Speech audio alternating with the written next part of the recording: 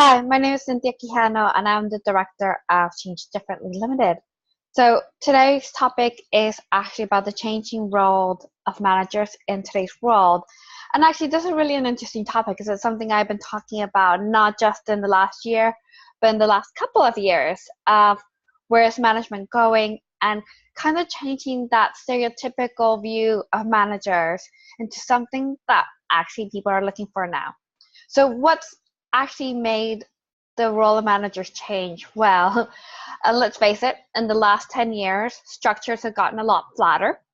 A lot of people are trying to do less levels and a lot more work, which means some line up managers are now, instead of managing like 10 people, are managing 40, 50 people in their like direct line. And that is obviously not an easy feat.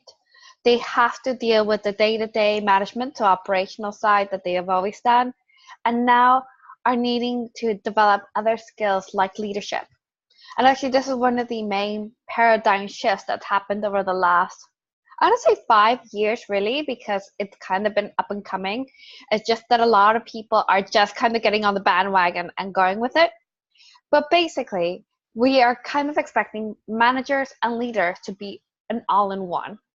So managers need to develop these leadership skills, how to create compelling visions, how to really engage with their staff, how to do the operational performance management, goal setting side as well, but looking more in that inspirational side.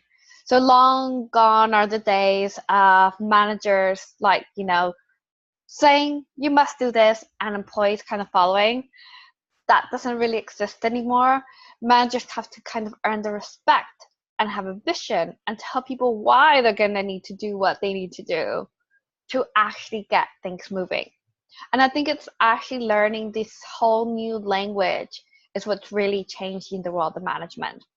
And also, if you think about the more progressive organizations, so people who are playing with teal principles, agile, holacracy, managers are now not necessarily the center.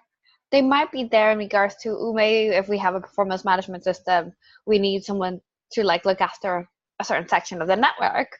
But we're looking at network of employees rather than a typical pyramid looking structure.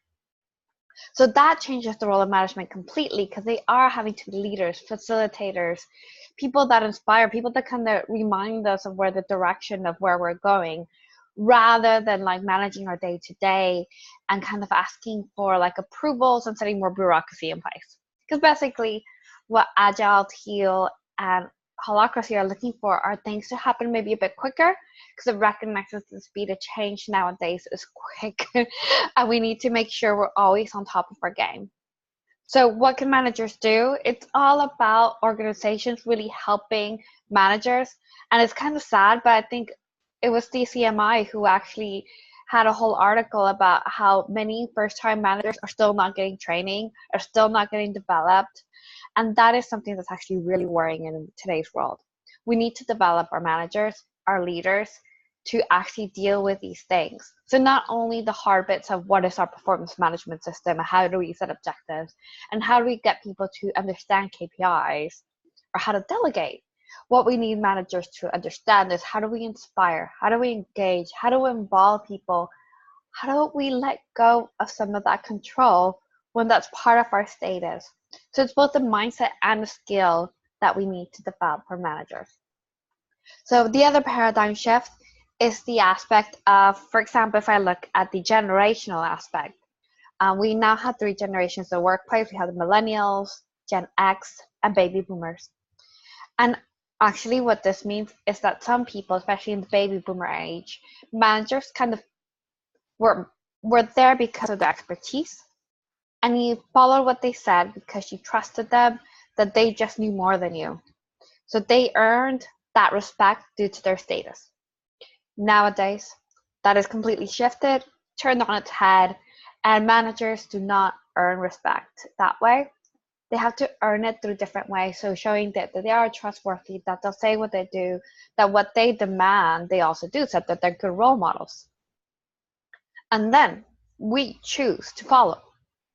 And that's a really big difference. So this is why that kind of softer skill set that I was talking about is actually really important. And what this means for managers is getting comfortable with the uncomfortable. As in regards to their person, it's kind of blurring that line between maybe the persona and the mask they wear to work, and actually being more authentic, being more genuine, being more vulnerable. And like I said, learning how to let go, which is a really hard thing if you thought that as a manager you were gonna be able to keep control of things. Because to be honest, it's an illusion of control. It's never really control unless people are following you. So yes, so those are some initial thoughts. In regards to how to train managers, there's tons of leadership programs out there. What I would say is look for things that we have employee engagement within the curriculum, basically because that's a big one in regards to culture and creating a more inclusive workplace. And basically because it has some of those more basic skills like how to create a compelling vision, how to become an engaging manager, how to have that integrity within your values and yourself. Another thing to develop would be things like emotional intelligence, being able to talk in public, and actually being comfortable with digital tools. Because let's face it, if you're a manager and your team spread out or remote workers, things like this are actually like a godsend. Well, thank you very much, and I'll be vlogging again soon. Bye.